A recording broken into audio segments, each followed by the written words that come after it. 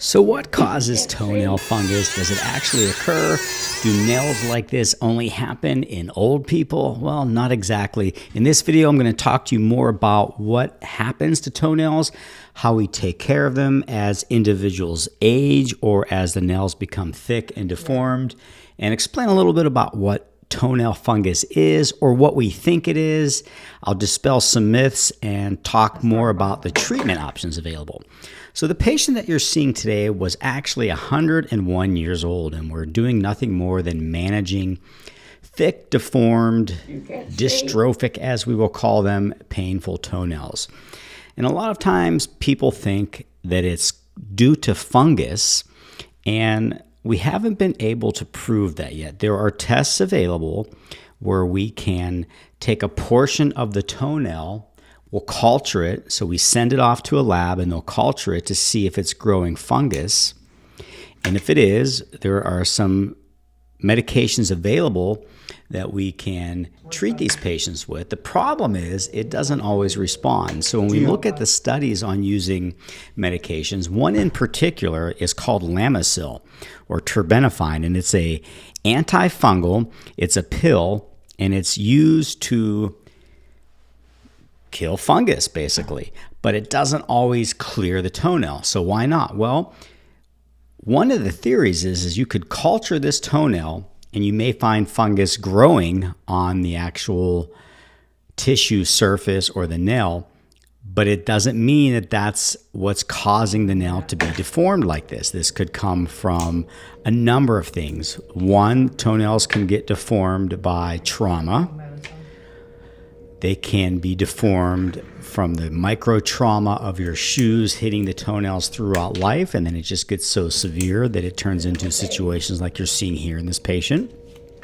It can also happen from a genetic cause. So you might be genetically predisposed to having your nails appear this way. Some of my patients will say, my mom's toenails used to look like this, and I never thought this would happen to me. And throughout life, it evolves into this. So that's another option. In situations that you're seeing here, if we were to use the medication Lamisil, it most likely wouldn't clear this. Now, in another patient where you may only have 20% of the nail plate involved, where it's not thickened with debris like this, if there's just a little bit of discoloration in your toenail, it may be yellow, it may be white, and it might be slightly lifted from the nail bed, that could respond to Lamisil. And terbinafine or Lamisil, I'm using them interchangeably. It's now generic, so it's not always Lamisil. It's terbinafine, but you may know it as Lamisil if you're looking for this on the internet. Patients will most likely respond to this if they only have a small involvement of the toenail. And we use it now pulse dosing. It's very safe. It gets a bad rap because people think it's bad for your liver, and that's only because old antifungal, something in particular, griseofulvin, was detrimental or harmful to the liver, and this falls in that same classification or category, but it's not actually harmful to the liver. In fact, we don't even test the LFTs or your liver enzymes anymore when we're putting patients on this. We will simply pulse dose it, where the patient will take 2 pills a day for the first week, stop it for 3 weeks, and then do that again. They do that for a total of 4 months. Now, there's some also topicals available, something called cyclopyrox, which is a nail lacquer. It's kind of like toenail polish. You paint it on the toenails once a day for 7 days, and then on the 7th day, or I always say on Sunday, you file it off and alcohol it all off. And then you build up 7 more layers, and you can do this for up to 6 to 9 months to see if the nail clears. Again, in situations like this patient, it's unlikely that it will have a change. And there's another medication called Jublia.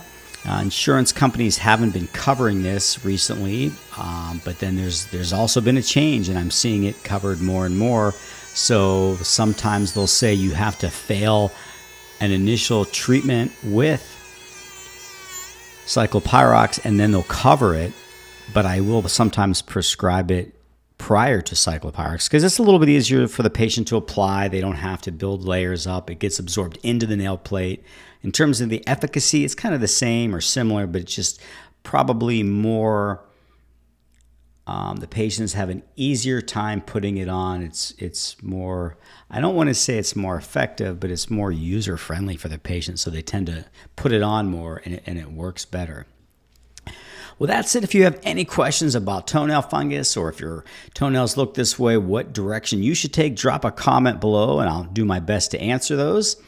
And if you want to see more videos just like this one, or if there's any other foot or ankle related conditions you'd like me to talk about or demonstrate or show videos of, drop it in the comments section below.